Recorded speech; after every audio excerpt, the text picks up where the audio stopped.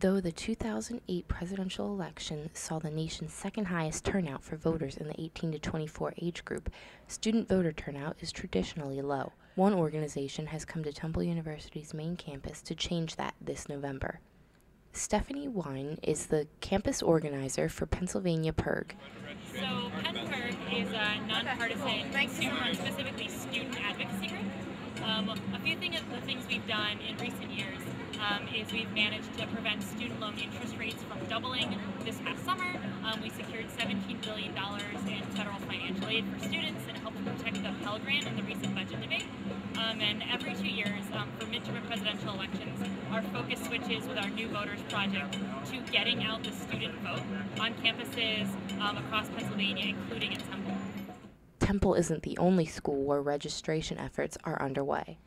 PennPIRG is also registering voters at CCP, Drexel, Penn, Carnegie Mellon, and Pitt. Today, we broke 1,400 registrations today.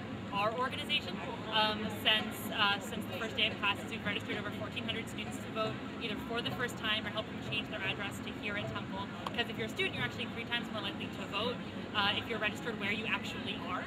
That number is expected to grow dramatically before the deadline is up. Wine says the bulk of their registrations come in the final week. I've been speaking in classes, getting people registered in classes. The professors are inviting me to register their students. We're getting lots of people that way. So it's definitely not saturation. There's still a lot of people that have yet to register. And it's kind of the typical college student thing. It's like we have 11 days left till the deadline. And so we're getting those people that have put it off, and then they run up to us and we're like, all right, fine, I'm doing it. I've seen you every day, I'm doing it today. Some confusion around addresses surfaces when students come from outside of the state. If you have lived somewhere for 30 days by election day, you can vote there. So if you have an address and you've lived somewhere for 30 days, you absolutely can vote. So that means that every Temple student that has an apartment or a dorm room, they've already been here 30 days, they can totally vote here. And the way we see it is, if you live in a community for 9 months of the year, and if you work here, you pay taxes here, vote where you live. Get the representation of your city, of your county, of your city council district to represent your interest as a student who's part of the economy, part of the culture. You are absolutely a resident for those 4 years, and you should definitely vote here. The state's new voter ID law, signed by Governor Corbett in the spring, requires that a valid photo identification card be shown at polling places this November. Temple University issued valid ID cards to the student body last month. Temple is very lucky in that Temple student government and the administration have taken the steps to make the new AL card compliant. So Temple students, even if they've moved here from Wisconsin and they have a Wisconsin driver's license, they can still vote here on election day, but not every college is so lucky.